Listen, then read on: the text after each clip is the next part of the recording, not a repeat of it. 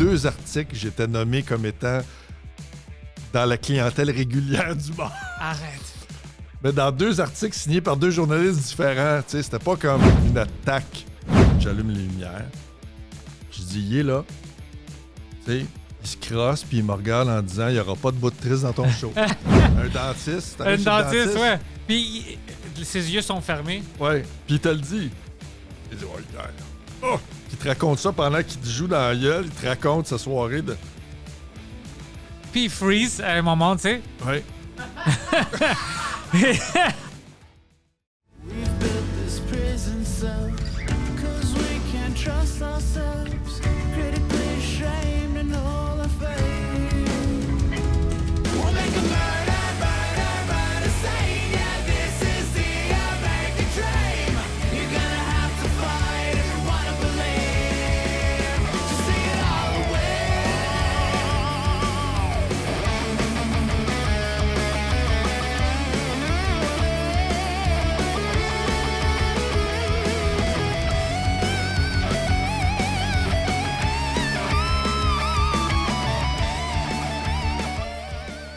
Martin Petit, bienvenue au Frenchcast. C'est un plaisir d'être ici. Merci de m'inviter. Moi, je voulais t'avoir, ça fait longtemps, mais t'es occupé. Oui. T'as plein de choses que tu fais en même temps. Je suis occupé et je protège beaucoup mon horaire. Fait que, Mais c'est bon, ça. je pense Tu veux que pas être c'est- stressé, tu veux être heureux. Je pense que c'est bon. Tu sais, moi, c'est John Cleese des Python. Il donne une conférence sur la créativité, puis il dit t'as 2 choix. Si tu veux être créatif, il faut que tu contrôles 2 affaires. L'endroit où tu écris, puis ton temps. Si tu contrôles pas ces 2 affaires-là, tu seras jamais créatif. Fait que, tu sais, ceux qui s'imaginent être créatifs tout en allant au parc avec leurs enfants, ça marchera jamais. Tu contrôles rien dans cet environnement-là. Fait que là, moi, j'ai un bureau de création. Je rentre dans mon bureau, puis j'ai tant de temps. Puis c'est pas trop. Tu sais, je me suis rendu compte que c'est pas trop d'avoir ça. Fait que des fois, faire un podcast, aujourd'hui, pour 1001 raisons, ça fonctionne parfaitement. Fait que c'est super parce que je viens de finir un gros rush d'écriture. Mais si je suis en plein milieu d'un rush d'écriture, puis c'est souvent le cas, je peux pas faire ni des podcasts, ni des entrevues. Fait que je fais pas de talk shows. Je me vois mal. Tu sais, j'ai des chums. Tu sais, Guy Jodoin me demande d'aller faire le tricheur. J'ai jamais fait le tricheur. Mais j'ai pas le temps T'es pas d'aller intéressé. jouer à... Je comprends même pas le jeu. Je suis le seul au Québec qui comprend pas le jeu du tricheur. Mais je pense que tu fais bien en choisissant qu'est-ce que tu vas faire avec ton temps, parce qu'à chaque fois que je te vois au bordel, tu sais, ça fait longtemps qu'on se croise, Oui. toujours un sourire, t'es toujours drôle, heureux, tu rentres dans le loge, puis t'as quelque chose à dire. Alors, t'es en bonne humeur, puis je pense que c'est à cause que tu contrôles ton oreille, puis tu laisses pas la négativité ou le stress de l'autre monde qui vont mener à ce que toi, t'arrives stressé. T'es jamais stressé. Moi, je te vois à chaque fois, puis t'es heureux. Ouais. On niaise sur un sujet, puis tu t'en vas, c'est toujours drôle. Je suis assez heureux. J'ai pas tout le temps été comme ça, mais je suis assez heureux. C'est des belles années en ce moment. Tu sais, il y a eu des années en début de carrière où je disais oui à tout. Je faisais exactement le contraire de ce que je fais en ce moment. Je disais oui à tout. Puis j'étais comme déjà... À un moment donné, je me suis rendu compte que j'étais comme le bouche-trou du showbiz. À un moment donné, quand ça a déclenché, là, je sais pas en quelle année, mais c'était la fureur. Puis là, j'ai reçu un appel à la maison, puis il m'appelle la journée même. Tu viendrais-tu à la fureur? Puis la journée même. Tu sais, tabarnouche, ça veut dire que je suis dans votre liste. Je suis dans votre liste de quand quelqu'un cancelle à la dernière minute, on va appeler Martin, il va être disponible. T'es sur la 3e liste. Oui. Il y avait d'autres listes avant toi, puis Non, là, mais ils sont comme si quelqu'un est mort. Si quelqu'un meurt, là, il casse une vitre, il ouvre, il tire une manette, puis c'est mon numéro de téléphone. Puis là, il m'appelle. Là, ça a fait comme... C'est pas que ça me dérange. C'est pas... c'est pas que je veux faire le show puis on m'appelle juste quand...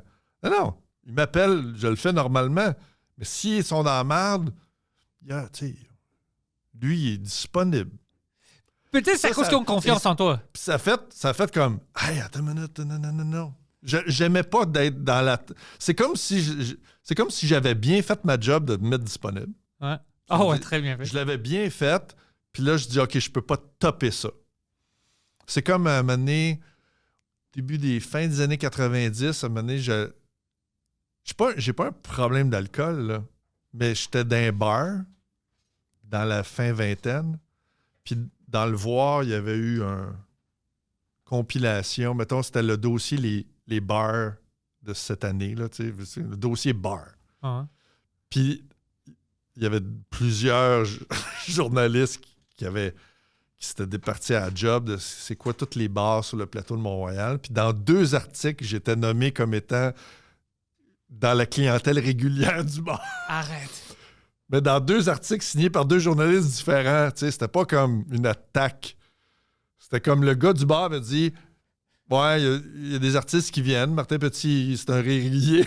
On tient à me faire. Il est toujours sous, Puis puis... j'ai lu le journal, j'ai fait bon, ben moi, OK, parfait. C'est le temps que je change de lifestyle. Je reste chez nous. On dirait que c'est dans la même année.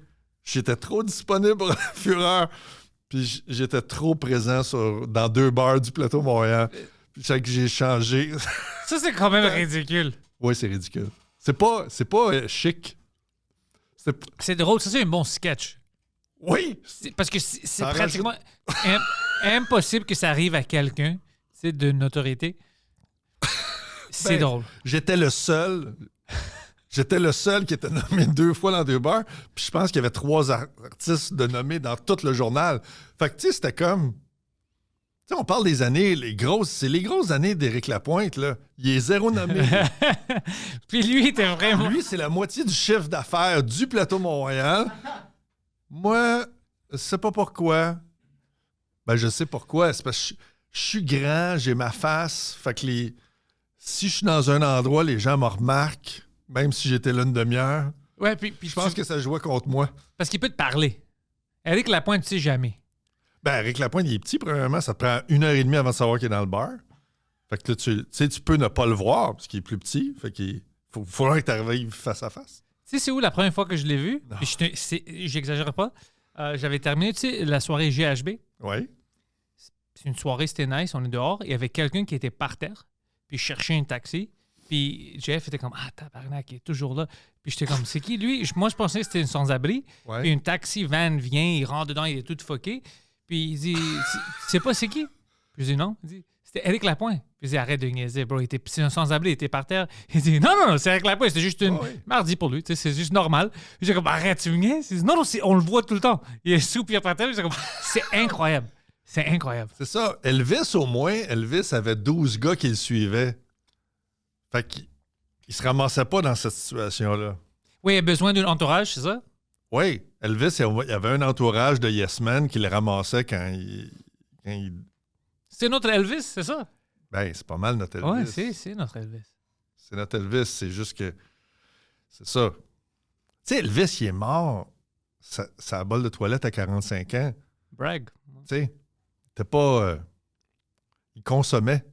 Tu penses? Tu sais, Tu penses, Martin? il consommait, mais il était entouré de 12 gars qui disaient tout le temps « C'est correct. » Ça, c'est pire. Moi, j'avais lu qu'il mangeait, à la fin, il allait tout le temps manger avec ses chums. C'était un genre de Subway, il prenait un sous-marin, puis c'était juste des slices de bacon avec de la mayonnaise. C'était ça la recette du... C'est juste ça? Tu sais, il mangeait comme l'équivalent des calories d'une personne pendant un mois en un snack. Puis c'était... ah. Puis tous ces chums font comme... Ils sont payés pour faire cette face-là. T'es le roi, tu peux faire n'importe quoi. C'est ça.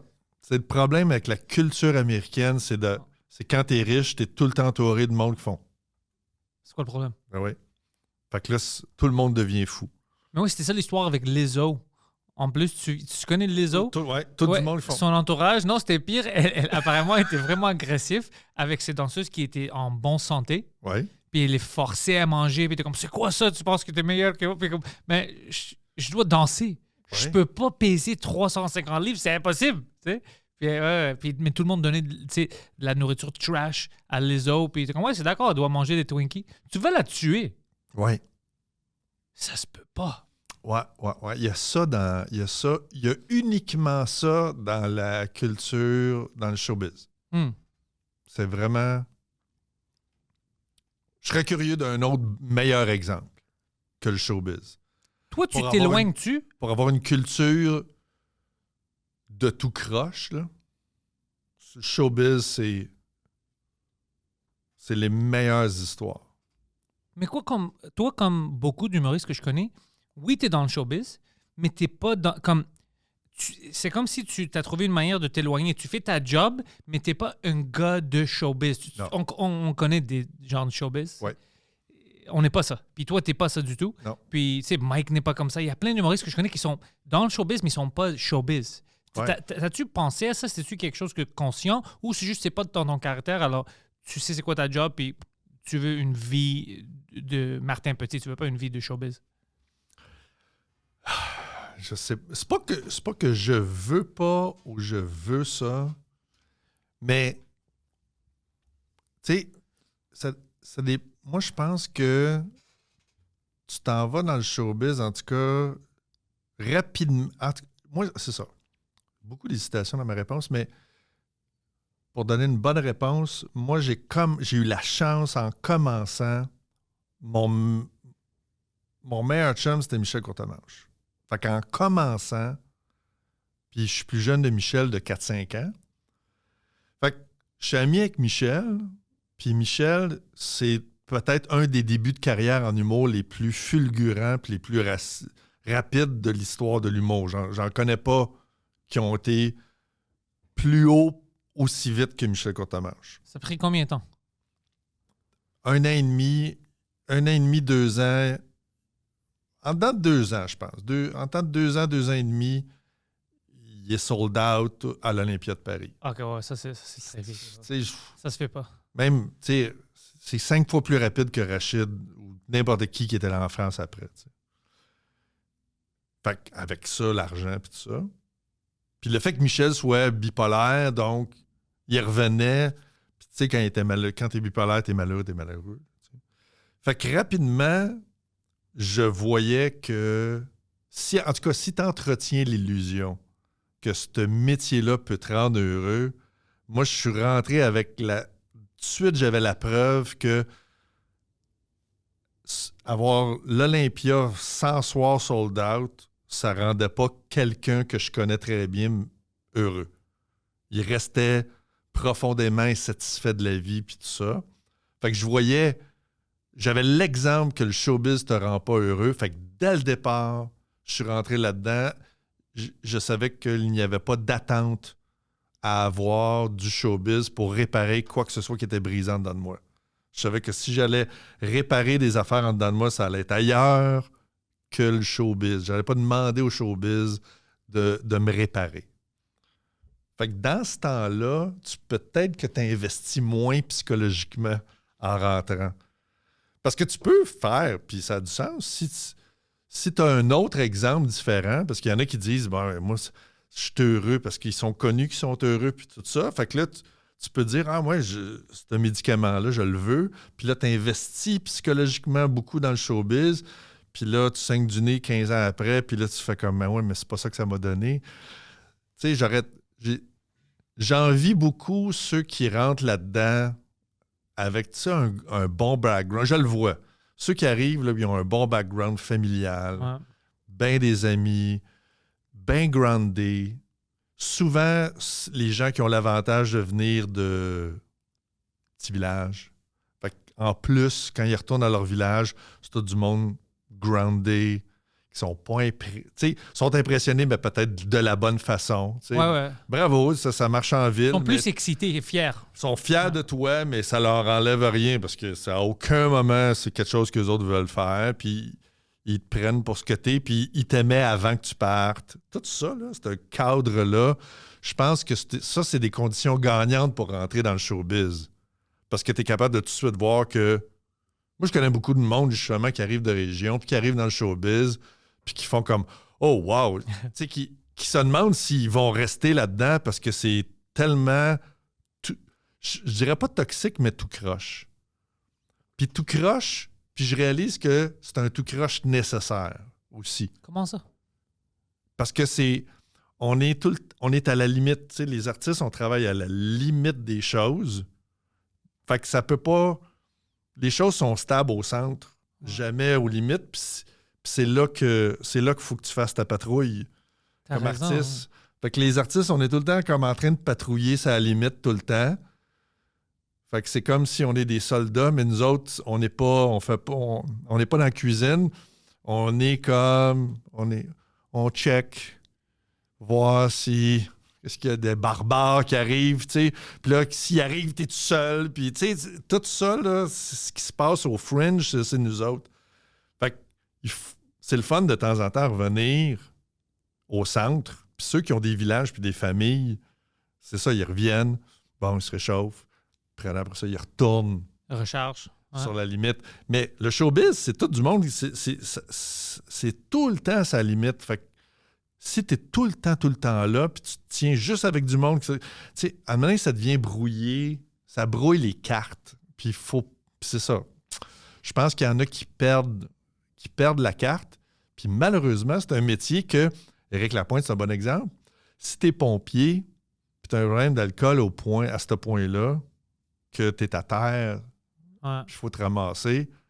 Tu sais, troisième journée à la caserne, les gars te font une intervention, là. Puis ils font comme, man, on peut pas aller éteindre un feu avec toi. Tu bois, gars, va cleaner ton affaire, puis on On va a perdu t'aider. 3 chats à cause de toi. Ouais. C'est ça. Il y a 3 chats morts, là. Il y en a 2. Il y en a un qui est handicapé. Fait que, gars, tu vas aller t'en occuper. Il y en a une quatrième qui t'a brûlé parce que Il y a un c'est qui a trop chaud. brûlé. Il a brûlé. Fait que, tu sais, c'est ça, le pompier, rendu au mercredi, il y a une intervention. Ouais. Éric, lui, 15 ans après, c'est encore « Ah! » Moi, quand j'entends « Ah, ben lui, tu sais, Éric, c'est Éric. » J'ai entendu ça 1 milliard de fois, tu sais. « Ah, lui, c'est lui. » Tu sais, c'est comme, lui, il est abandonné. Quelque T'sais, chose qui n'est pas Ils ont cool. dû dire Elvis, c'est Elvis. Ils ont dû dire ça 10 ans avant que le gars meure de façon précoce. C'est intéressant qu'est-ce que tu viens de dire qu'il est abandonné parce que si on pense à qu'est-ce que Eric a donné culturellement puis des bonheurs à tout le monde, Oui. ça devient la dernière personne qu'on abandonne. Oui. Mais tu as raison, à cause qu'il est dans ce domaine-là, c'est comme ah ouais, on le laisse. Ben, c'est devenu un personnage dans notre tête. Ouais. On l'a objectifié, puis on a oublié de Ben non, mais il mérite d'être aidé comme tout le monde mérite d'être aidé. Puis des fois, aider quelqu'un, c'est d'être pas gentil avec, de pas y dire ce qu'il veut entendre. Tu sais. Sauver quelqu'un, c'est de dire... La des vérité. fois, c'est ça. Arrête de manger, arrête de boire, arrête de prendre la drogue. Je sais que tu veux pas l'entendre, mais on va te le dire. Puis dans n'importe quel autre métier, tu peux pas être un comptable puis arriver, ou un notaire arriver à 3 heures de l'après-midi en disant « Je me suis couché tard, c'est Ça fini. serait- » Un médecin, ça serait le pire. Il rentre tout fucké, là. Un dentiste. Un chez le dentiste, ouais. Puis ses yeux sont fermés. Ouais. Puis il te le dit. Il dit « Ouais, hier. » Oh! Puis il te raconte ça pendant qu'il te joue dans la gueule. Il te raconte sa soirée de... Puis il freeze à un moment, tu sais. Ouais. Puis il te pique, puis il se pique. Oh. Ouais, ils prennent la gaz. Se pique un peu, s'en envoie un. C'est fun, c'est drôle, c'est cool. Puis t'es comme, tabarnak, qu'est-ce que je fais avec ça? Qu'est-ce que je fais dans... Ben, c'est ça. Fait que ce métier-là, c'est un métier qui est condamné à être toujours un peu... Tu sais, le but, c'est que pas que... Tu sais, hein, c'est ça, le but, parce que tu es dans la création. Fait que quand tu es dans la création, la mission aussi qu'on a, c'est de créer quelque chose que les gens n'ont jamais vu ou entendu. Fait que c'est sûr qu'il faut aller... Loin, Tu sais, ouais. il faut aller loin pour aller chercher ces idées-là. Il faut aller sur la limite des choses. Fait que faut que tu pognes tes affaires, puis tu t'en vas. Moi, je m'en vais là, puis c'est ça, gang. Tu sais, puis oui, je travaille avec du monde, qui sont tous fucked up, mais c'est là qu'on travaille, nous autres. Ouais. Je l'ai jamais pensé comme ça, mais c'est intéressant de le mettre dans ce contexte-là. Parce que, oui, je pense à les limites, puis je pense, hey, je veux toujours tester quelque chose, puis voir si on peut aller là. Mais de le voir comme ça, comme, tu sais, on fait on est des soldats, puis on patrouille, c'est quelque chose d'intéressant de le voir comme ça. C'est une bonne bande dessinée. Oui, c'est ça. Des fois, c'est un bon exemple. C'est pas un exemple parfait, mais ça aide à comprendre que t'as pas que c'est ça. Quand tu vas patrouiller c'est dangereux à la frontière de n'importe quel pays, puis là, nous autres, c'est notre univers, il est culturel, mais tu vas patrouiller à la limite. Fait que là, on va jouer. C'est pour ça qu'on aime ça, jouer avec des idées qui sont la limite. Puis des affaires à la limite. Puis jouer. On peut pas se faire reprocher d'avoir les deux pieds sur la ligne. C'est là qu'on travaille. Après ça, c'est comment qu'on se comporte quand on est sur la ligne. C'est ça l'affaire. Toi, je vais pas le dire parce que je veux pas... C'est pas parce que tu es sur la ligne que tu fais bien ta job. Non, pas du tout. On a déjà vu ça. C'est ça. Mais toi, je veux pas brûler le joke. Il y en a qui confondent ça. Mais tu avais récemment, je sais pas si ça fait quelques semaines que je t'avais vu faire ça. Je vais pas donner de détails, mais à propos de l'Outremont, c'est de quoi je parle? Oui. C'était bon. Puis quand moi, je te voyais, tu buildais ça. Ouais. Puis avec le punch, quand tout le monde rentrait, puis comme, tabarnak, c'est vrai. J'étais comme, fuck, ça c'est une bonne gag parce qu'il y a d'autres gens qui ne veulent même pas aborder de proche ou de loin ce type de sujet-là. Mais toi, tu es comme, j'ai un fucking angle sur ça. Puis c'était un bon angle. Puis quand j'ai vu qu'au début, le monde y hésitait, puis toi, tu étais confiant, tu es comme, je vais vous avoir. Oui. C'était magnifique. C'est vraiment le fun. C'est vraiment le fun d'avoir un sujet que tu le sais que tu crées un petit peu de peur chez le spectateur. Puis après ça, la relation de confiance est écœurante parce que si j'ai eu peur où tu t'en vas, puis là, je dis « Oh non, tu sais. » C'était vraiment ça dans la salle. Puis là, ça marche. Puis là, tu fais « OK, donc, mais maintenant, je suis obligé de te suivre la prochaine fois. » Ouais. Fait que là, tu as confiance. Il y a une confiance qui vient de s'installer. Bien expliqué. Ouais. C'est ce qui est le fun. Fait que quand tu fais un one-man show, si tu réussis ça rapidement dans le show, je vais prendre un sujet et tout le monde fait « Ah non, qu'est-ce que c'est ça? Tu sais, tu vas l'échapper. » Tu sais. Puis là, ça marche. Je me rappelle, je faisais le micro de feu, puis d'ailleurs, je faisais un clin d'œil à Mike, tu sais. Je racontais avec l'histoire que j'étais allé voir le show de Mike, le show d'avant de Mike, puis tu sais, il parlait de sa mère qui était morte, tu sais. Elle est toujours morte, elle est morte. Puis là, il parle de sa mère, puis c'était comme un bout touchant dans le show, tu sais. Fait que là, après le show, Mike, il me dit, puis comment t'as aimé? Je dis, c'est super bon show, puis là, il me dit, le bout de ma mère, tu sais, c'est touchant. Puis là, j'étais là, oui, c'est touchant, mais c'est ta mère. C'est arrivé. Tu sais, j'espère que c'est touchant. Tu sais, c'est pas une prouesse d'acteur. Non. Tu sais, je trouvais ça plate de dire à Mike, je dis, tu sais, t'es drôle, Mike, mais c'est pas une prouesse d'acteur, là. C'est ta mère. J'espère. C'est touchant. J'espère que tu rates pas ce moment-là. Fait que là, je fais ce joke-là dans le show, j'en parle en disant, moi, je ferais pas de moment touchant. Dans le fond, c'est une piste que j'installe, une perche au début du show, en me servant de l'exemple de Mike. Pour 1h30 après, je raconte l'histoire, je parle de suicide, puis je raconte que moi, ce que j'ai vécu au secondaire, tu sais. C'est ça, tu sais, il y avait un gars, puis là, à la fin des classes, on le cherche, ou tu sais. Puis là, on cherche, puis je m'en vais dans le gymnase. Puis les lumières sont fermées, mais je vois de quoi. J'allume les lumières. Puis je dis, il est là. Tu sais, il se crosse, puis il me regarde en disant, il n'y aura pas de bout de triste dans ton show. Fait que là... Yes! Fait que là... C'est parfait! On a peur! Puis là, Mascotte, le soir de la première, Mascotte, il n'a pas entendu le gag. Parce qu'il se disait justement, non, qu'est-ce qu'il fait? Puis il voulait pas entendre ça. Il dit, ça va bien. Il dit, c'est drôle depuis le début, pourquoi il parle de son chum? Puis lui, il a blackouté sur ce qui est en train de se passer. Il dit, fuck, il vient d'échapper son show. Il parle d'un gars qui s'est suicidé. Il a pas entendu le release. Tout le monde se marre, mais là, comme, qu'est-ce que il a vraiment, lui, il a blackouté avant que je me rende au punch. Parce qu'il pensait à toi. Il pensait à moi, puis il disait, Chris, ça va trop bien. Ah, fuck. Puis c'est 5 minutes avant la fin. Fait que là, il était comme... une panique! Tu sais comment Pour j'aime moi, ça? C'est drôle, ça. Que tu as setupé ça dès le début. Ouais. J'apprécie ça, tu comprends pas. J'adore les heures de stand-up que les callbacks sont pas juste un mot, sont un concept, sont « Ah, tabarnak! » Je savais même pas qu'il me setupait, ça fait 4 minutes. Tu sais. Ouais. C'est les types de callbacks que j'adore. Il y avait un film que j'ai vu qui a dû me marquer quand j'étais au cégep, c'était The Revenge of the Killer Tomato. Il y a un des pires films de l'histoire qui s'appelle The Killer Tomato. Un des pires titres. C'est des tomates sur des skateboards, puis qui... C'est un vrai film. Ouais, De ouais. fils- de Je série te B. crois. Ouais. C'est des grosses tomates, puis ils roulent sur le monde, puis le monde est là. Ah! Puis il y a du monde qui ont fait, c'est tellement poche ce film-là, on va faire la suite de Revenge of the Killer Tomato. Quand quelque chose est poche, c'est ça que tu dois faire de la suite. Oui, la suite d'un mauvais film. Ouais. Je l'ai jamais réécouté, mais j'ai été marqué. Puis dès le début du film, ça se passe dans une pizzeria, dans un monde où tout le monde a été attaqué par des tomates. Donc, les pizzerias, il n'y a pas de sauce tomate dans aucune pizza parce que les gens ont été traumatisés de se faire attaquer par des tomates. Fait que c'est logique. Là. C'est créé un monde où toutes les pizzas sont pas mangeables parce qu'il n'y a pas de sauce tomate. T'as besoin de ça. Puis là, ça se passe dans une pizzeria au début, puis tu vois le gars, il flippe la pizza, puis il jase à l'autre, puis il la flippe, puis l'autre dit « Hey! » Il dit quoi?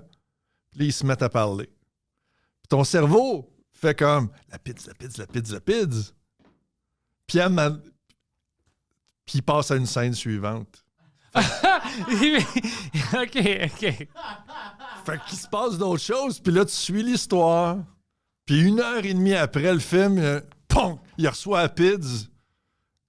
Hey, écoute, t'es plus là, ça fait longtemps que t'es plus là, t'as oublié la pizza. Il ramène la pizza 1h30 après, là. C'est tellement satisfaisant, là, j'ai fait « Ah, wow! » C'était écœurant, ça. Il y a des callbacks poches, mais il y a des bons callbacks. J'aime ça. Des bons callbacks que gars, je t'ai montré, c'est ça, c'est qu'il m'a montré qu'elle lançait la pizza. C'est ça que j'apprécie. Puis il a fait confiance au film que je vais l'avoir oublié, la pizza.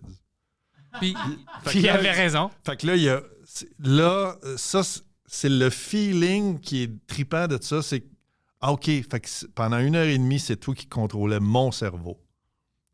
Ça, c'est un break. Tu sais, c'est ça que je veux quand je veux être entertained, là.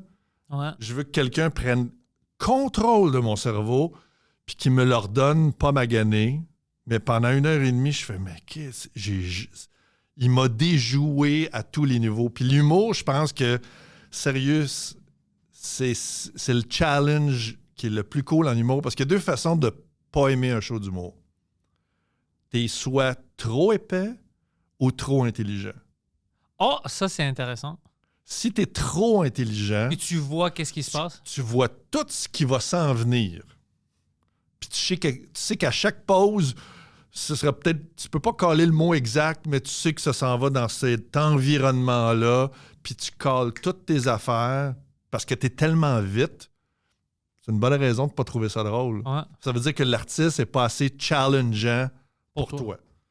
Ou t'es complètement con, puis tu comprends pas le raffinement de la structure d'une blague, puis t'es perdu parce que t'es au premier niveau, puis... C'est quoi ça? Pourquoi la pizza est tombée? C'est quoi ça? C'est la pizza? quoi le rapport? Ah.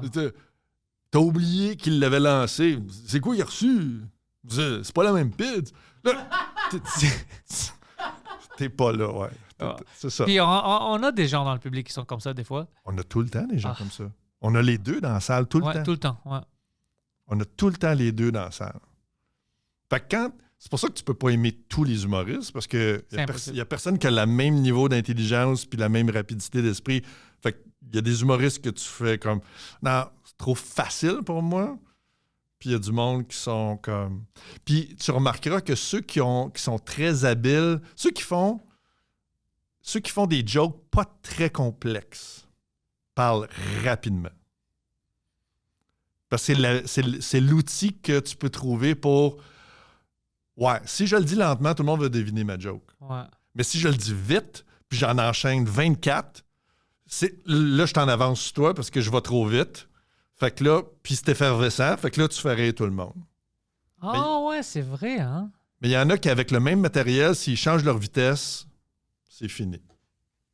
Moi, j'aime ça, parler lentement. Toi, tu parles lentement parce que toi, tu as des affaires qui sont... Tu sais que personne ne va le deviner. Puis si on le devine, on le savoure d'avance. C'est-à-dire que des fois, j'ai remarqué que toi, tu vas créer des rires avec des... Voici, je te donne ça, ça, ça, ça, ça. Qu'est-ce que ça va donner? Puis là, tu ris parce que, oh non, ça va donner ça. Puis tu dis, ben oui. Tu sais, mais t'as donné tous les éléments. Puis là, ou ben non, t'as un 180, puis tout le monde fait... What the fuck? Ouais. Puis parce que t'as pris ton temps, tu recules le ressort longtemps. Fait que là, t'as un release. C'est ça que je me suis aperçu que quand je prends mon temps, c'est plus drôle. Ça devient beaucoup plus drôle. Puis j'ai comme, j'ai pas besoin de courir au punch. Le monde préfère ça quand je prends mon temps. Parce que tes setups sont étranges aussi. Ouais. Tes setups sont vraiment étranges. Fait que tu peux pas... C'est vraiment une bonne description. Ouais. Tes setups sont rarement banals. Fait que tu peux pas faire comme... Ouais, c'est ça. Fait que j'étais au Tim Hortons puis tout ça. Non, ton setup, ta prémisse est étrange. Fait qu'il faut que tu nous l'expliques. Puis on est déjà crampé parce qu'on se dit... Ah, OK, il n'est pas... Il n'est pas d'ici, lui. Il ne fait pas référence à mon quotidien, le zéro. Zéro, ouais. Oh, je voulais te demander, je ne vais pas oublier. C'est-tu Les Pêcheurs que tu avais vendus à Netflix pour qu'ils font ça en anglais? Oui. C'est ça. Les anglophones, les Américains, comment est-ce qu'ils ont su du concept? Comment est-ce que tu as... Ça, c'était fascinant pour moi. Je pensais à quelqu'un qui ne comprenait pas la langue, mais était comme... Fuck, that's a good idea. Comment est-ce qu'il... Ouais, c'est weird. J'avais ça comme c'est vraiment un drôle de chemin. C'est un drôle de chemin. Ben, mettons, le plus simple, c'est que grâce à Starbucks, parce que j'ai écrit le film québécois qui s'appelle Starbucks, qui est devenu Deliveryman aux États-Unis. Puis ça a fait en sorte que j'ai eu un agent à Los Angeles. J'ai un agent à Los Angeles. Et lui, après ça, puis j'ai un agent, puis j'ai approché cet agent-là parce que j'avais Les Pêcheurs. Oui, c'est ça. Et ce qui est arrivé, c'est ça. C'est que j'avais Les Pêcheurs, la première saison des Pêcheurs. Mettons. Puis cet agent-là, c'est un gars de Montréal. Alors, il bilingue. Qui connaît mais qui vit là-bas, là, tu sais. Mais il sait, mais qui, contrairement à plusieurs Américains, sait qu'il y a une culture au Québec. C'est pas tout le monde qui sait ça. Loin de là. T'sais. Fait qu'il y a une culture puis que les gens vivent là, au Québec. Là. Très peu d'Américains à Los Angeles pensent qu'on en vit. Là, fait que c'est pas très crédible. Eux, ils comprennent pas que le Canada existe. Oui, c'est ça. Mais ils savent qu'il n'y a pratiquement pas de culture canadienne parce qu'ils travaillent avec des Canadiens qui sont des expatriés. Fait que quand tu as des expatriés, ça veut dire qu'il ne se passe rien. Ouais. Fait que dans leur tête, eux autres, le Canada n'a aucune crédibilité culturelle. Fait que tu t'imagines de leur dire que il y a une sous-culture dans le Canada, mais eux autres, ça va bien. Ouais, bizarrement. Ils vont pas comprendre ça. Ils peuvent le comprendre si tu leur expliques, mais dans les faits, dans leur tête, ce qu'ils voient, c'est pas... C'est flou, là. Ouais. Puis ils font comme, ça marche, ouais. Parce que nos standards, c'est pas leurs standards. Ouais. Fait que tout ça pour dire que c'est vrai que Les Pêcheurs... Tu sais, Les Pêcheurs, pour moi, j'étais un kid de la télé américaine. Fait que j'étais un kid de Seinfeld, puis... Fait que... d'avoir un concept qui est une variation de toutes mes influences américaines, intéresser les Américains, je ne l'avais pas vu venir. Parce que le premier call que j'ai eu, c'est une des rencontres que j'ai eues avec... Tu sais, j'ai juste la saison 1 des Pêcheurs, tu sais, qui marche très bien au Québec. Puis là, on fait traduire 2-3 épisodes, sous-titrés. C'est tout ce qu'on a, je pense, comme matériel. Puis là, il y a un call dans une des grosses agences, pour envoyer des queues à du monde qui cherche des projets. Puis, fait qu'il y a un agent là-bas qui fait comme une bonne job de dire « Oui, il y a du monde qui cherche. » Il y a tout le temps du monde qui cherche des projets. Je dis « Bon, ben, mettons ça, là. » Puis, Jason Alexander est en train de tourner un pilote. Puis, son agent reçoit la proposition des pêcheurs. Elle regarde l'épisode sur le web, là, tu sais, traduit, puis tout ça. Mais elle fait comme, ah non, t'es en train de tourner un pilote. Puis pendant qu'il tourne le pilote, elle regarde elle est dans le studio, là, où il tourne le pilote, puis elle fait comme, non, ça ne marchera pas, ce projet-là. Tu sais, genre, j'aime pas la vibe. Elle sort dehors, elle pogne le téléphone, elle dit, les pêcheurs, là, y a-tu quelqu'un d'attaché après ça? Non. Parfait, je veux parler à... Fait que le lendemain, je suis en Zoom avec Jason Alexander. Avec George Costanza. George Costanza. Oh, shit! Yeah! Oh, moi, tu vis mes rêves. Écoute, je savais pas comment le vivre. J'étais comme... Tu sais, je peux pas braguer ça. Tu sais, j'ai appelé un de mes chums, puis il dit « Ah ouais... » Avec Vandelay. Ouais, c'est ça. Avec Vandelay Industries, tu parlais. Puis là, j'avais mon téléphone, puis j'essayais de pas... Je veux pas aller d'un pingouin, mais j'essayais de prendre une photo du Zoom, tu sais. Juste, on va prendre une photo au moins du Zoom, tu sais. Sinon, j'ai l'air d'un menteur. Ouais, c'est vrai. Puis j'ai Jason Alexander qui est hyper charmant, tu sais, puis qui me dit « Hey, écoute, je trouve ça super bon, mais tu sais, c'est comme... » Tu sais, les pêcheurs, c'est comme... C'est un loop de Seinfeld. C'est comme un écho de Seinfeld. C'est comme si... Moi, je suis un stand-up, puis je fais des shows avec des stand-up. C'est comme une variation. C'est une variation de l'idée de Seinfeld que je te renvoie. Puis là, tu fais « Ah, c'est bon. » Oui, mais ça vient de vous autres. En tout cas. Mais quand ça vient de lui, ça, c'est un compliment qui... Il n'y a pas un niveau à ça. Ça, c'est incroyable. Ben oui. Moi, si c'était toi, j'aurais commencé à pleurer. Man, il est dans la famille royale, tu sais. Fait que là, pogne l'avion, va travailler sur l'adaptation avec Jason, puis un writer qui a travaillé sur Arrested Development. Fait que j'ai vécu une expérience professionnelle intéressante, puis le plus drôle, c'est qu'on est allé pitcher partout. Puis ça, pourquoi je pense que ça n'a pas marché, cette façon-là de packager les pêcheurs, c'est qu'ils ne voulaient pas être à ABC, NBC. Toutes les networks, ils ne voulaient pas. Lui, il voulait être sur les câbleaux.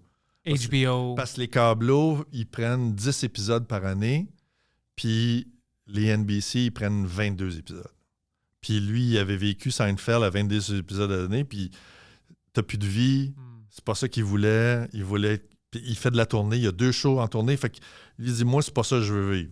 Je veux pas 22, mais son crowd est là. Sa crowd naturelle, c'est NBC, whatever, Fox. C'est moins niché, tu sais.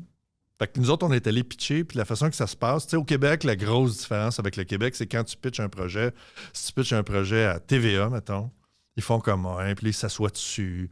Puis là, ils étirent le concept, puis tu peux être à TVA pendant 1 an et demi, puis ça se développe lentement, mais ils sont assis sur toi, là. Oui, puis là, ils disent, ça va bien. Mais tu peux pas pitcher à d'autres mondes.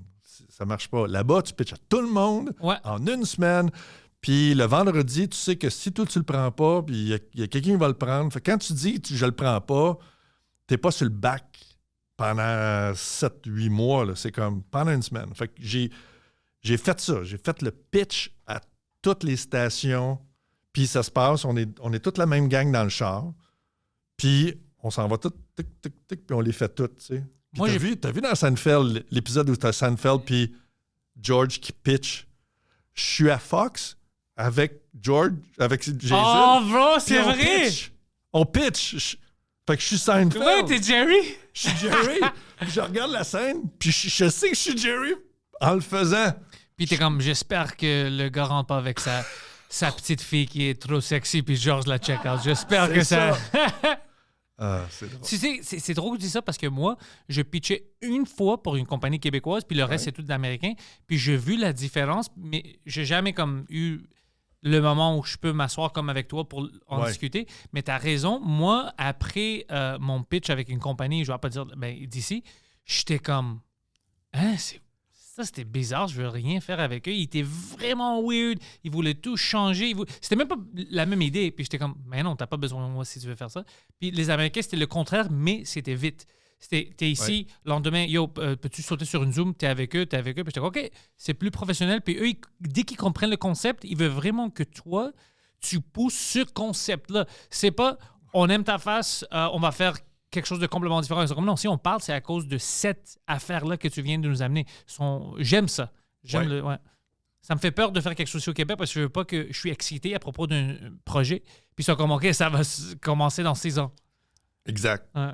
En tout cas, je souhaite que quelqu'un nous écoute puis qu'il y a des super bonnes idées de télé. S'il y a quelqu'un qui nous écoute en ce moment puis qui apprend juste ça puis qui fait pas l'erreur que j'ai faite quand j'étais à... Je pitch, tu vas le savoir, toi. C'est que je pitch autour de la table, puis j'essayais de ne pas parler. Parce que mon anglais est moins bon que tout le monde, puis je suis pas écœurant. Fait que je voulais pas discuter. Jason, il pitch super bien.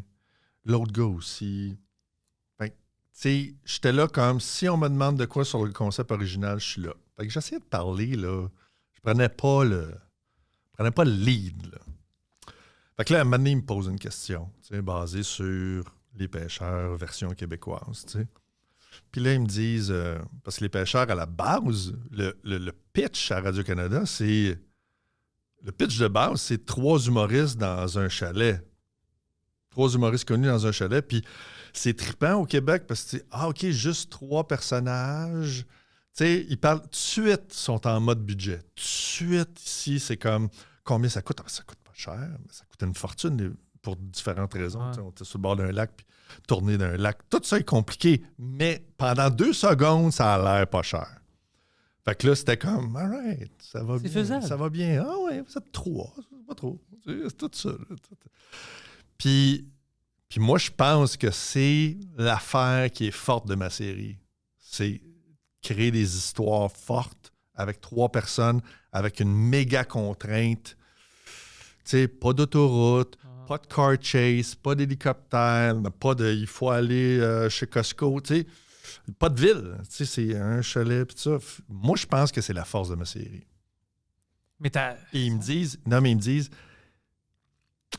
Il dit, ton univers, la personne responsable de la première scène, dit, ton univers, c'est ça. Il y a pas...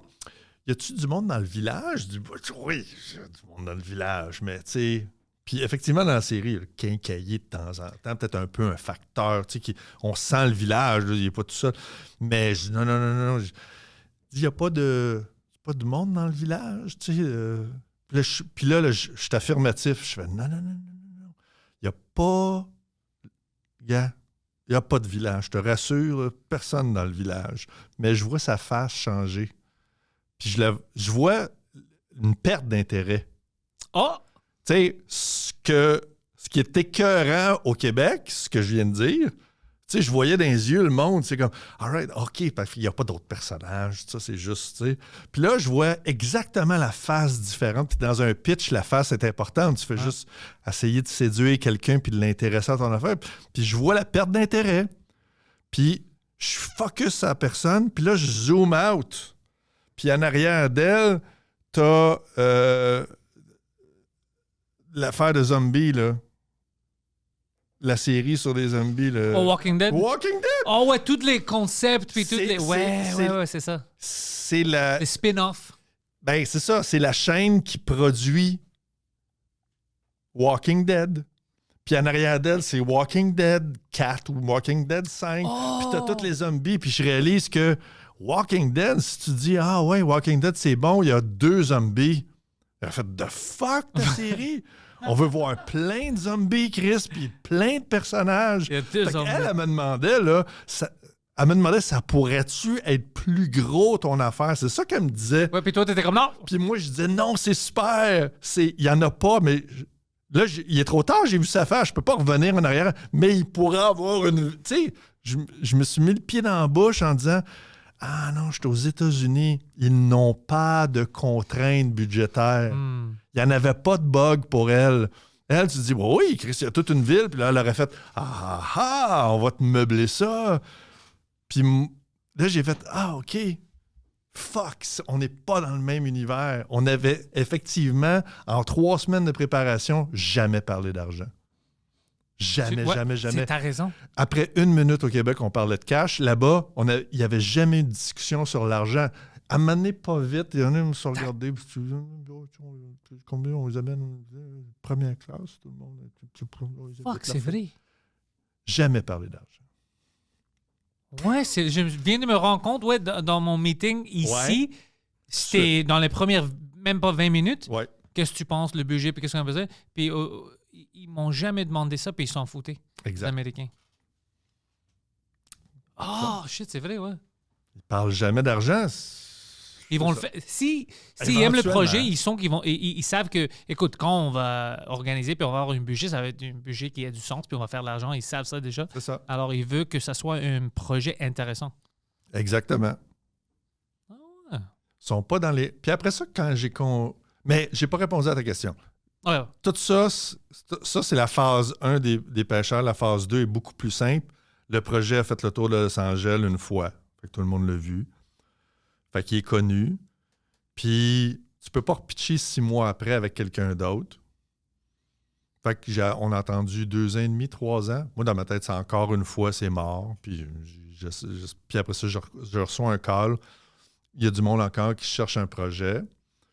Puis là, autour de la table, mon agent était capable de ramasser autour de la table du monde, dont Bird Crusher. Puis, Bird, tous les projets fonctionnent quand tu as une vedette qui est attachée au projet et qui veut que ça marche. Ouais. Parce que quand même que tu as le réalisateur, le writer, si tu n'as pas la vedette, ton projet peut rester, là, ça peut rester flou pendant 15 ans. Mais quand tu as la vedette, c'est ça, c'est ce qui fait la différence. Puis si on a eu Delivery Man rapidement, c'est parce que Vince Vaughn se cherchait un projet. C'est tout le temps ça. Fait que là, Bird Crusher, il venait comme avec un intérêt de Netflix. Puis dans le fond, il cherchait quoi faire. Avec lui. Puis au départ, le projet a shifté parce qu'au départ, moi, c'est scripté, les pêcheurs. Tu sais, c'est des scénarios. Fait que c'est parti comme pour faire une adaptation des pêcheurs. Puis c'est devenu unscripted. Puis il aurait pu faire, hey gars, je te parle plus, tu sais. Ça change tellement. La version Netflix est tellement différente de la version québécoise. Il aurait pu ne pas, facilement, là, il aurait pu ne pas être chic puis faire comme, hey, sais-tu, ça ressemble tellement plus à ton affaire que, on s'en fout. Tu seras pas là-dessus.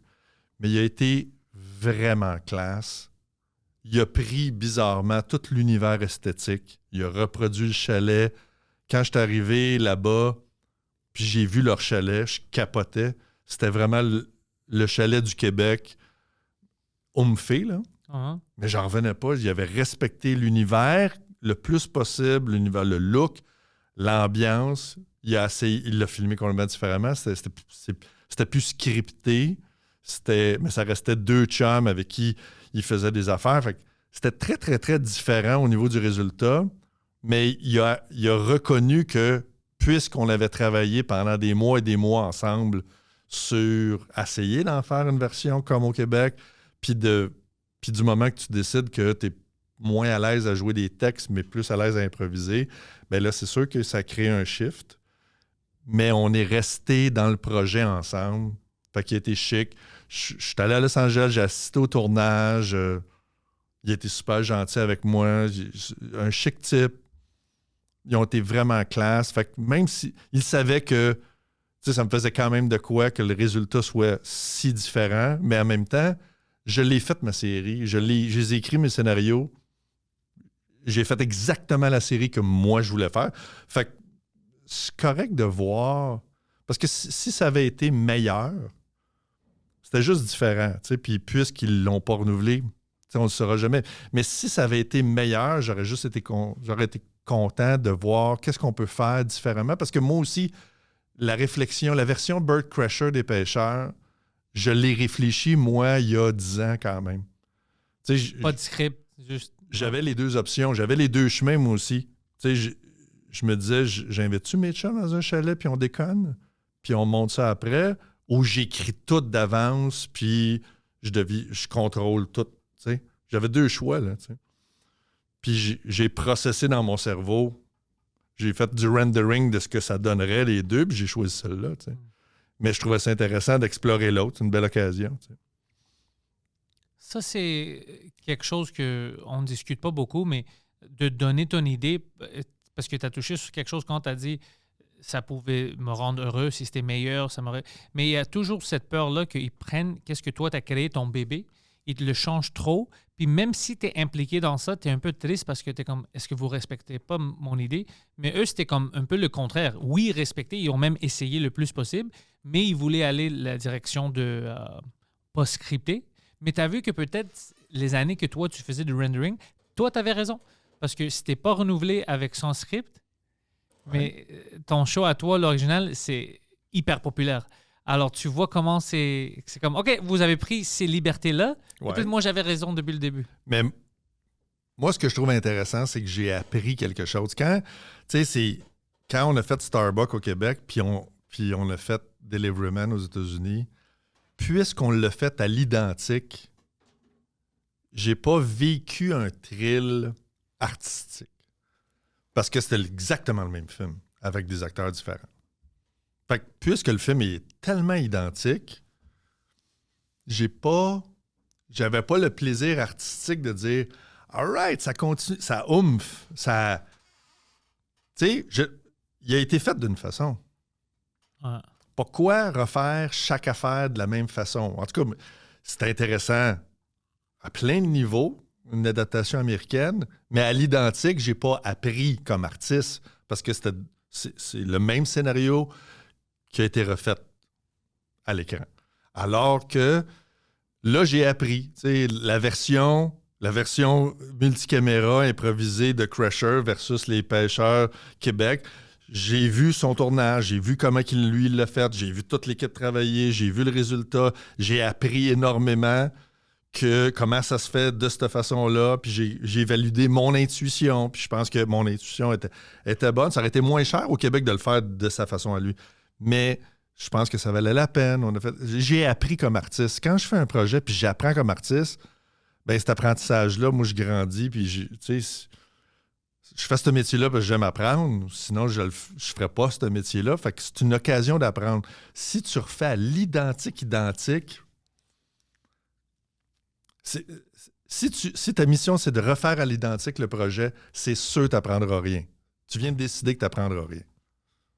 Fait que si tu me donnais un film français puis tu dis fais-le au Québec, ma première condition, ça veut dire je peux-tu jouer dedans comme ça me tente? Puis c'est pas pour le défaire le projet, mais il faut que je sois capable de l'adapter. Je veux pas avoir l'auteur français qui commence à faire non. Ben non, mais c'est pas ça. Ben c'est sûr que ce sera pas ça. C'est une adaptation. Ouais. Puis si je fais juste... c'est ça. À un moment donné, il faut que le créateur se détache de ça. Parce que si j'avais été à tous les jours au meeting, le projet ne serait pas fait. J'aurais dit à tout le monde, ben non, mais c'était pas ça mon affaire. Ouais, ça sert à quoi? Tu dois être ouverte à ça. Ben, je suis pas... c'est ça. Je suis pas fermé à... Du moment que tu l'as fait comme toi, ça te tentait, quelqu'un reprend une toune de quelqu'un d'autre, quand il le fait à l'identique, tu es tout le temps déçu. Tu te dis, ben ouais, mais tu chantes pas aussi bien que Paul McCartney. Pourquoi tu as chanté Yesterday pareil? Mais des fois, tu sais pas. Tu sais, quelle chance moi j'avais pris. Dis-moi si tu aurais fait la même affaire que moi. En 2018 ou 19, peut-être c'était 19, c'est quand j'avais rencontré mon premier gérant. C'était pas mon gérant dans le temps, Mais Michel Grenier avait parlé avec lui parce que lui avait besoin de quelqu'un. Il y avait une script. C'était un film belge. Ils ont eu des acteurs attachés, alors ils voulaient le faire à l'américain, mais ils voulaient le traduire. Ils ont traduit, il y avait comme quelqu'un qui travaillait sur X-Men 2. Comme il y avait des bons quand même auteurs, mais il manquait de quoi? Ils m'ont dit du punch. Alors finalement, ils m'ont trouvé puis ils ont dit hey, peux-tu prendre ça? Puis tu as juste à mettre des punch, juste le rendre un peu plus drôle. Alors moi, j'étais comme ouais, je peux. Je commençais à lire le script, puis j'ai vu que c'était un peu mal écrit. C'est comme ils ont traduit directement. Il y avait des choses qui se font pas, puis ça se dit pas aux États-Unis. C'est pas américain. Alors moi, je commençais à changer plein d'affaires, OK? Oui, j'ai mis des punchs, c'est drôle, mais j'ai changé beaucoup d'affaires. Oui, le contexte pour rendre le punch. Puis des choses qui ça se dit pas. Ouais. Ça se dit, il y a certains mots qu'on va pas dire au Québec. Alors si c'est un film qui est basé au Québec, puis quelqu'un voit ça comme, écoute, c'est pas québécois. On va pas dire corner store, on va dire dépanneur. Tu sais, des petites affaires comme ça. Alors j'ai changé plein de choses. Puis moi, je pensais, là, ça, c'est une script. Puis j'avais juste, c'était comme 2 jours ou whatever, puis j'avais changé tout le script. Alors j'envoie ça, puis le gars qui est devenu mon manager dans le temps, mais plus maintenant, il était comme, pourquoi est-ce que le numéro de page est différent? Puis je dis, écoute, je vais dire la vérité. Je lis le script. Il y a un bon concept, mais c'était de la merde. Ça marche pas. J'ai réécrit tout ton script, je dis. Puis il dit, mais je peux pas donner comme ça, ils vont être insultés. Je dis, écoute, s'ils sont insultés, gratuitement, je vais juste faire les punchs, puis tout, mais c'est gratuit. Je donnais ça, vous allez me payer le même montant qu'au début. Je vais juste refaire toutes les punchs, ça va prendre même pas une journée. Mais je te dis, je pense que ce script-là est meilleur. Lui était fâché puis choqué, mais après il commençait à penser, il lit puis il dit, comment est-ce que tu as réécrit toute une script dans 2 jours? Ça lui a pris des mois. Je dis, parce que c'est ça que je fais. Je rentre dans le zone puis c'est fini pour tout le monde. Il leur donne le script puis moi je t'attendais pour voir un meeting. Il dit, ouais, il veut te voir en meeting. On a fait le Zoom. Puis là, moi, j'avais peur. Puis le gars était comme, c'est bon, maintenant ça marche. Oh, merci de faire ça. Puis j'étais comme, oh fuck. Wow. Ouais, le gars était comme, tu sais pas quelle chance t'as pris parce que c'était même mon nom. Le gars avait peur parce que c'est insultant. Puis en plus, comme, tu comprends pas. On t'avait demandé de faire quelque chose assez simple. Puis toi, t'as réécrit tout le script. Mais à cause de ça, ça m'a donné plein de connexions, plein de jobs après, puis tout ça. Parce que c'est un grand gamble, mais écoute, tu sais, quand tu lis quelque chose, puis t'es comme, t'as quelque chose ici, mais t'es pas assez professionnel à le rendre bon. Ou les gens qui avaient payé, je pense qu'ils s'en foutaient. Ils traduisaient vraiment comme Google. Je sais pas qu'est-ce qu'ils ont utilisé. C'était vraiment basique. Alors moi, j'ai fait tout ça. Puis à cause de ça, ça a ouvert plein de portes après parce que le monde a su, oh shit, lui, il peut écrire. Puis il n'a pas besoin de beaucoup de temps. Tu lui donnes quelque chose, puis il le fait. Alors j'ai pris un gamble, puis ça m'a rendu assez heureux après, mais c'est une grande chance que j'ai pris, man. Bravo. T'as pris une chance. C'est un gutsy move. Puis de tous les auteurs que je connais, my God, j'en connais pas beaucoup qui auraient fait. Mais parce qu'il était pas bon de toute façon. Ouais, si tu vois les 2 versions. C'est ça. C'est que si la personne moi sait qu'elle est pas bonne, puis des bons scénaristes, il n'y en a pas tant que ça. Fait que tu réalises que si la personne au moins est capable d'admettre qu'elle est pas bonne, tu peux rentrer dedans, tu sais. Puis moi, je savais même pas qu'il n'aimait pas, mais moi, je l'aimais pas. C'est le problème. Tu sais que Denis Arcand, j'ai tourné avec sur la dernière saison des Pêcheurs, puis c'est vraiment une idole, là, Denis Arcand. Là. Puis je voulais tourner avec Denis Arcand. Fait que j'ai écrit, je pense, un de mes derniers épisodes. Puis j'ai réussi à avoir son contact. Là, puis là, j'ai demandé, tu jouerais-tu une scène? Parce qu'il y a une tradition au cinéma américain, au cinéma français, puis au cinéma québécois, que les réalisateurs qui s'aiment bien entre eux se mettent dans leur propre film. Ouais. Bon. Fait que dans cette tradition-là, moi, j'ai mis beaucoup d'auteurs québécois dans Les Pêcheurs, dans des petits rôles. Joueurs de baseball. Tu sais, plein d'auteurs que tu vois jamais, qui travaillent dans l'ombre, puis qui ont vécu une journée de tournage. Tu sais. Puis dans cet esprit-là, je dis, je me paye-tu... Tu sais, dans la catégorie, là, je me paye-tu un trip? Denis Arcand. Fait que j'ai réussi à... Puis Denis Arcand, il dit, écoute, j'ai 80. Il dit, oui, mais écris-moi pas une page, un piano, là. Écris-moi pas une page pleine de textes, il faut que j'apprenne par cœur, tu sais. Fait que j'ai gardé ça bien simple, back and forth, une scène avec lui, puis tout ça pour dire qu'on travaille ensemble. Puis, t'as travaillé sur ça. Mais il m'explique son parcours, puis il m'a donné une anecdote, il dit, je sais pas pourquoi on est parti là-dessus, mais sa première job, je pense que je l'ai jamais vu dire ça en entrevue, puis je trouve que c'est important pour tous les métiers artistiques. C'est que une de ses premières... Lui, il a travaillé à l'ONF. Fait que ses premiers films, noir et blanc, il était sur le staff de l'ONF. Je sais pas comment ça marchait, là. Tu étais voir 5-6 réalisateurs, puis ta job, c'était d'aller faire des films. Fait que souvent des reportages sur les pêcheurs de crabes au Nouveau-Brunswick. Je sais pas. Mais il dit une de mes jobs l'été, pendant 1 an, c'était de recevoir des scénarios puis de lire des scénarios.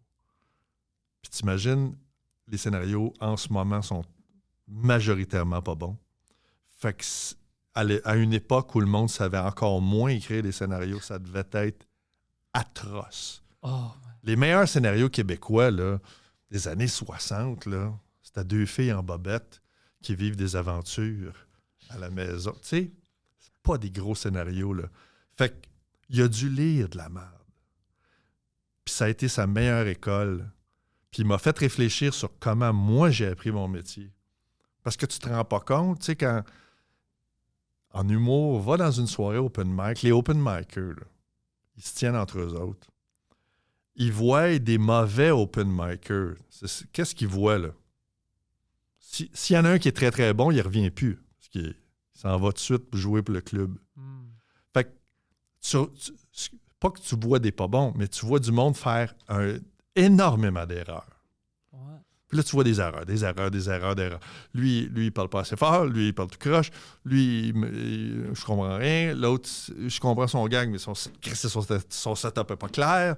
L'autre, ça fait 2 fois qu'il fait le même punch. Tu sais, les 1 million d'erreurs possibles, tes voix, puis ton cerveau fait « faut pas faire ça, faut pas faire ça ».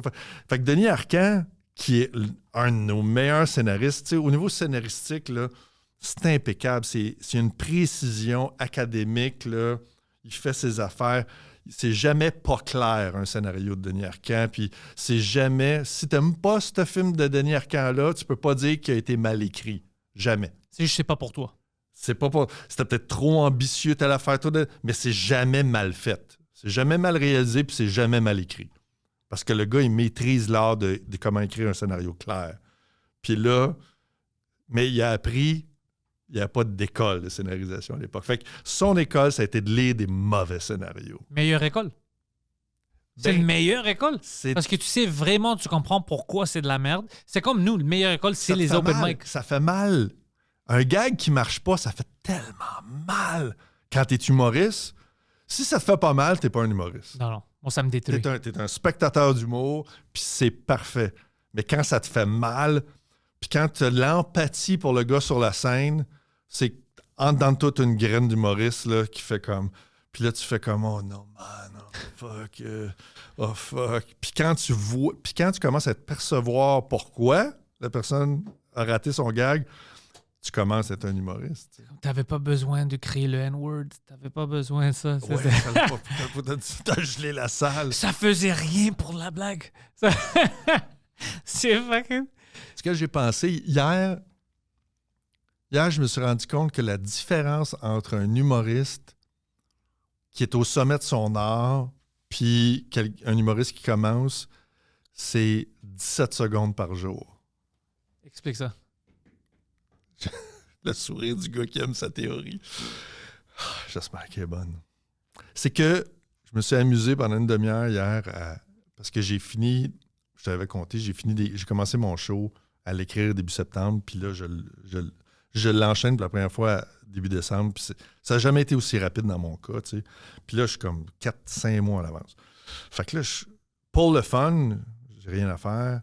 Je calcule le nombre de temps que ça m'a pris par jour pour arriver à mon nombre de minutes. Puis je calcule que j'ai pas commencé le 1er septembre. J'avais des notes partout là, chez nous. Là. Fait que je préfigure le nombre de mois. Je calcule le nombre de journées, combien de matériel j'ai. Puis j'arrive à... C'est comme si à chaque journée de travail que j'ai faite sur le show, j'ai pondu 20 secondes de matériel. Tu comprends? Ouais. Fait que, tu sais, Un show, c'est 80 minutes. Fait que j'ai divisé 80 minutes fois le nombre de secondes divisé par le nombre de journées que ça m'a pris. Puis j'arrive que chaque journée complète de travail d'écriture, au final, j'ai rajouté à chaque jour 20 secondes dans mon one-man show. Mais tu sais, comme tu me disais que c'est... Parce que honnêtement, c'est trop vite. Mais c'est pas trop vite si ça marche. Mais c'est 20 secondes, puis ça... J'ai jamais roulé à cette vitesse-là. Mais moi, j'ai jamais entendu parler de quelqu'un qui peut rouler. Non, mais quand j'étais dans la relève... Ouais. C'était combien? Mettons, la première année où je suis un humoriste à temps plein, donc j'ai aucune autre excuse. Là, je ne suis pas supposé jouer au PlayStation. Ouais. Je ne suis pas supposé faire whatever d'autres choses que ça. Là. Je fais plein d'autres affaires. Mais mettons, j'évalue mon efficacité et voilà. Il n'y a aucune bonne raison de ne pas faire mon métier. Là. C'est ça que je fais à temps plein. Puis tu produis l'équivalent d'un bon numéro de gala par année, mais tu n'es pas le meilleur numéro de gala. Tu es un numéro de gala. Là. Mettons que c'est le standard pour dire que le numéro était bon. Là. J'avais pas deux. Quand je faisais des galas au début, quand j'ai commencé, je n'avais pas deux numbers de gala. Là. J'avais un number de gala, puis il n'y avait plus rien après. Là. Après ça, c'était juste moins bon. Là. Puis là, si je divise le résultat de mon année de travail par le nombre de journées de travail, j'avais contribué donc à 2,5 secondes ou 2,3 secondes par jour de travail. Est-ce que tu penses que c'est Fait que la l'efficacité différence ou entre l'expérience? Les deux. Les deux, peu importe la raison. Tu sais, peu importe la raison, parce qu'elle est différente pour tout le monde. Il y en a qu'il a fallu qu'ils arrêtent de boire, il y en a qu'il a fallu qu'il y ait des choses. Il y en a qui s'achètent un bureau, il y en a qui... Tu sais, peu importe les raisons qui t'empêchent d'être créatif, c'est sûr l'expérience, mais il y a plein d'autres raisons. Ben, entre 20 secondes puis 2 points... La différence, C'est énorme. c'est 17 secondes. Oui, mais ça, c'est énorme. C'est la différence entre moi quand j'ai commencé puis moi aujourd'hui, c'est 17 secondes par jour. Est-ce que tu sais comment ça, c'est énorme? Ben oui, c'est énorme. C'est absurdement... Mais c'est minuscule. Tu sais, C'est minuscule si tu... Mais c'est comme si quelqu'un dit 0 to 60 dans 1 second. T'es comme, 1 seconde, c'est quoi ça? Non, non. La vitesse de qu'est-ce que tu fais dans une seconde, c'est ça qui est impressionnant. C'est ça. Comme tu m'as... Puis c'était pas juste... Qui était là? C'était-tu Émile qui était comme 5 mois? Comme c'est quand même fucking... Ça se fait pas, habituellement. Puis si tu fais ça, t'es pas heureux, t'as comme j'ai besoin de changer. Mais comme toi, t'es déjà heureux, puis t'es comme, oh shit, j'ai quelque chose ici. C'est pour ça que c'est impressionnant. C'est toute une affaire. Parce que notre métier, c'est pas d'écrire des one-man shows vite. Fait que c'est pour ça que je te dis. Donc, ça n'a pas à être impressionnant par qui que ce soit. L'important, c'est le résultat. Le monde s'en fout si tu l'écris en 3 mois ou en 6. Pour moi, ça m'impressionne parce que ça marche puis tu es heureux avec. C'est ça qui me choque. Mais pour toi, c'est ça. C'est parce que l'écriture, c'est un tunnel. Tu deviens obsédé de tes réflexions. Tu deviens obsédé de ton travail. Je suis pas sûr que j'aimerais vivre avec quelqu'un qui fait ce métier-là d'auteur. C'est-à-dire, quand je suis dans mon tunnel, je suis pas sûr que je suis pas sûr que ma blonde a trippe sur je reviens tous les jours puis là j'ai fait ça puis j'ai hâte de le compter à quelqu'un, fait que je le compte à ma blonde, puis à un moment donné, elle fait comme hey, c'est à tous les jours là. Ça peut être lourd. Fait que si ce processus-là dure 9 mois, ça peut être très demandant pour quelqu'un qui est à côté de toi. Ouais. Fait que je suis content pour ma vie en général que ce soit pas si long que ça. Maintenant, oui, je suis content que ça soit comme court, puis ça me fait du bien d'avoir mis en mots des idées qui m'obsèdent, parce que là, t'obsèdes sur des réflexions. Tu sais, mon show, il parle de c'est quoi un adulte? Parce que forcément, j'ai 2 adolescents, fait que moi, j'essaie d'en faire des adultes. Fait qu'il faut que ma tête soit claire sur mes interventions avec mes enfants. Je veux les guider pour le monde des adultes, puis je peux pas les guider vers quelque chose qui est fauné parce qu'ils vont le savoir. Fait qu'il faut que j'aille une réflexion claire de c'est quoi un adulte en 2023, puis comment ça se comporte un adulte, si je veux les orienter. Sinon c'est n'importe quoi, puis ils vont le savoir que je suis pas crédible. Fait que juste mettre des mots sur ça m'a tellement fait du bien. Fait que c'est pour ça que j'aime mon métier. C'est ben, ça me fait du bien parce que je la partage. Puis là, je vois que tout le monde est d'accord avec moi. Puis tout le monde fait comme ça a du sens. Parfait. Fait que ça a du sens. Fait que je me couche le soir en me disant, OK, fait que là, j'ai fait le ménage ici. J'ai été capable de le dire de façon suffisamment originale que probablement que ça fait du sens pour tout le monde. Fait que là, c'est satisfaisant au maximum. Tu m'as dit quelque chose pendant la fin de semaine qui a resté avec moi, puis j'ai même discuté avec d'autres gens. Tu te souviens quand on parlait de les années de formation pour une personne, pour voir si ça va devenir une personne logique puis sociable, puis tout, c'est les premières 4 années, Ouais. puis c'était une recherche qui se fait ici au Québec. Ouais. Ça restait avec moi, tu sais, je parle avec plein de gens, c'est choquant. J'ai même parlé avec lui, j'avais dit, est-ce que tu sais, c'est les premières 4 années que tu dois former quelqu'un. Ouais. Alors, si tu n'es pas une vraie personne adulte, un parent qui va démontrer les limites, puis jouer, puis montrer c'est quoi avec un enfant de 4 ans, après ça commence à devenir difficile parce qu'il se développe.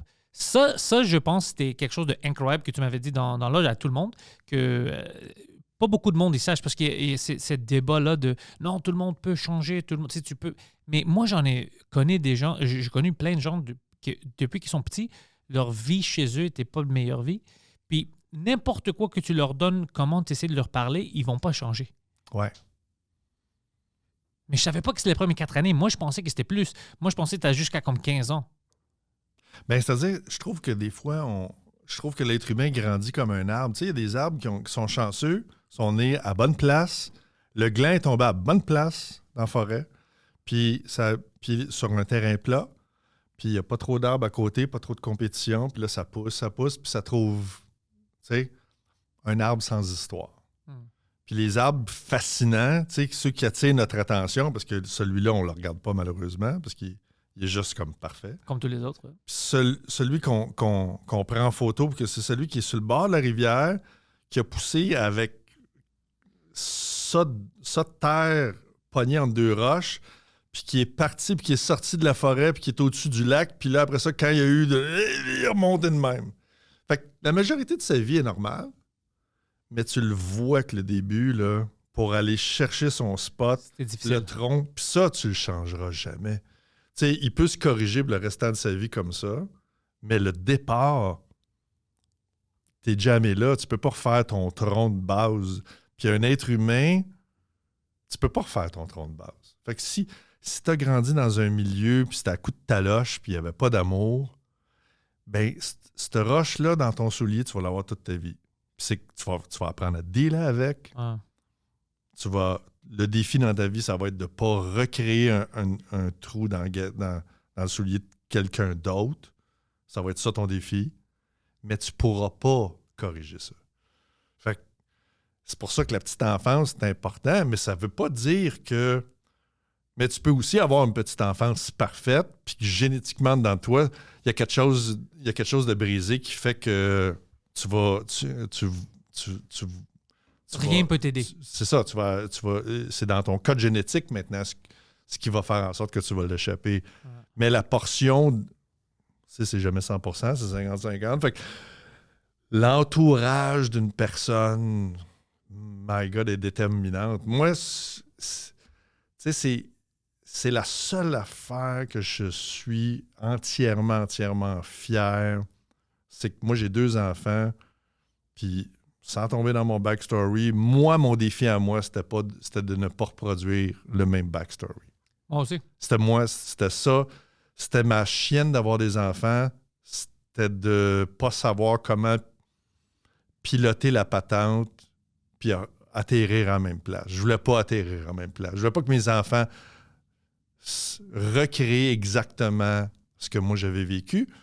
Mais pour faire ça, tu peux pas juste dire « Ah, m'a faire le contraire ». Parce que les gens qui se disent « M'a faire le contraire de ce que je veux pas produire », tu refais la même crise d'affaires parce que c'est pas ça la technique. Il faut que tu ailles deep, tout mettre ça sur la table, puis reconstruire, puis accepter que toi, ton tronc, il est parti de même, puis eux autres, leur tronc va partir peut-être idéalement différemment. Ils ne sont pas condamnés à revivre les mêmes affaires que toi, mais parce que c'est commun aux artistes, mais c'est commun à plein de monde. C'est comme un fantôme. C'est comme mes enfants ne voient pas le fantôme que moi je vois tous les jours, Mm. à laquelle ce fantôme-là qui me regarde, voulant dire, tu sais, t'es pas mieux qu'un autre. Je dis, non, on va être mieux que toi. Tu sais, C'est tellement bien dit. puis C'est tellement bien dit. tu sais, mais eux autres, ils le voient pas, ce fantôme-là. Puis moi, je mesure mon succès tout le temps par rapport à quelque chose que personne ne peut voir. C'est de même que je mesure. C'est tellement bien décrit. Quand j'ai vu les gars de la poche bleue avec Mike, j'ai pensé à la discussion qu'on a eue Ah. sur apprendre à gérer tes émotions en bas de 4 ans. Je trouvais que c'était un exemple parmi tant d'autres de... Je voyais 2 gars qui savent pas comment avoir du plaisir, Hmm. comme des adultes. Je voyais deux grands-enfants qui ont grandi dans un milieu de hockey, puis qui ont été valorisés quand ils comptaient des buts, mais qui n'ont pas appris à socialiser de façon normale, puis dans un contexte où ils ont senti la pression d'être drôles, ne savaient plus comment se comporter, puis se sont comportés comme des enfants de 3 ans, avec d'autres enfants. Puis quand tu te chamailles avec des enfants, tu apprends à ne pas faire mal au monde, puis tout ça. Ouais. Puis tu les voyais faire mal à Mike, puis pas pogner les cues visuels que Mike leur donnait. « Hey, tu me fais mal, puis tu me rends inconfortable. » C'est comme si ces 2 gars qui n'ont pas joué à ça quand ils étaient jeunes, puis qui pognaient même pas les cues obvious de « Hey, le gars, il te le dit qu'il est pas bien, tu sais. » C'est comme s'ils n'avaient pas appris à socialiser tout ça. Pas des mauvaises personnes. Non. Mais tu voyais que j'avais plus l'impression de voir des enfants de 3 ans et demi se comporter dans des corps d'adultes. Ouais. C'est ça qui. C'est difficile à le mettre dans la bonne case, là. Puis c'est ça. Mais je pense que tu l'as bien décrit. Puis, tu as une manière de faire ça, comme dans ton écriture, puis de la manière que tu parles. Tu décris les choses très, très bien. Merci. Ouais, pour moi, c'est fascinant. J'adore ça. Pas tout le temps. Comme C'est tout le ça, monde. c'est Je ça. dis, tu sais comment. Mais, ouais. Parce que ça résonne avec moi. Spécialement le fantôme à côté, c'est juste toi que tu le vois, puis tu te Ah compares oui, hein? juste à cette. Et tu le disais, puis j'étais comme, je comprends exactement, tu sais. Ça fait pas longtemps que je le vois comme ça, mais ouais. Quand t'as... C'est ça. Quand t'es... Puis tu peux pas expliquer à tes enfants. Tu sais, quand tu dis à tes enfants, là, la phrase qui sert absolument à rien, je pense, c'est « J'avais... Tout ce que t'as là, je l'avais pas, là. » Et que ça n'a pas de sens pour un enfant. Ils savent pas de quoi tu parles. Mais pourquoi je saurais de quoi tu parles?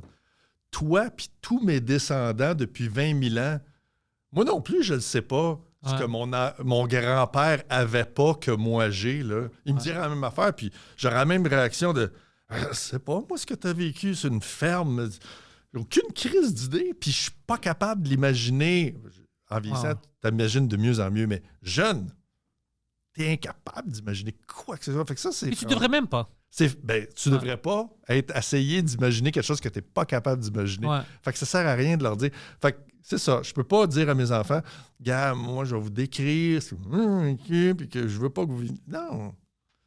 Tu sais, c'est tout... c'est tout seul dans le silence avec toi-même, puis tes peurs, C'est une guerre solo. puis t'es regardes grandir, puis là, tu regardes le tronc, puis là, mener. Puis à 14, 15, 16 ans, ce qui est le fun, ce que je vis en ce moment, c'est... T'es comment... Je sais pas combien haut ça va pousser, mes gars, mais le tronc est beau, tu sais, c'est bien parti, ça n'a pas l'air... De dévier trop. Tu sais, ils peuvent faire des twists, mais je sais que c'est plus important, la partie du bas. Tu sais, ça va... C'est ça. Peu importe ce que la vie va leur lancer comme conditions atmosphériques ou environnementales, ils ont ça, tu sais. Très, très bien dit. Parce que, ouais, c'est ça. Fait qu'on connaît tous. Oh, puis avant que j'oublie, t'as-tu des projets que tu veux pousser? T'as-tu quelque chose que tu veux dire au monde pour qu'ils te suivent, puis on veut partager ça? Ben, s'il y a des gens qui sont curieux, je commence le rodage de mon 5e One Man Show. Fait que là, cette affaire-là, Let's go. ce dont on vient de parler, là, tu sais, sur mon site, je commence au bordel. Je fais des enchaînements d'1h15, puis là, je vais en faire un petit peu partout. Puis c'est pas mal ça. Tu sais, j'ai-tu d'autres choses? Non, le reste, je m'en vais à mon bureau écrire d'autres affaires. Mais ça c'est ongoing pour les 2 prochaines années. Là. OK? Puis tes liens sont déjà dans la description, alors c'est facile pour le monde. Si vous ne suivez pas Martin déjà, C'est pas clique. super facile. C'est facile. T'es pas à un clic dans. C'est tellement. Je mets tellement pas d'énergie là. T'es à 2 clics. T'es à 2 clics. C'est pour ça T'es que à je mets 2 tout. clics. Tu vas Ouais. cliquer description, puis après, tu cliques sur le lien que tu veux. C'est ça, exactement. Ah, t'es à 2 clics de Martin. Mais Martin, honnêtement, merci pour ça. C'était une entrevue vraiment, vraiment intéressante pour Hey, moi. merci à J'adorais ça. Puis, merci à vous. We've built this prison cell 'cause we can't trust ourselves. Critically ashamed.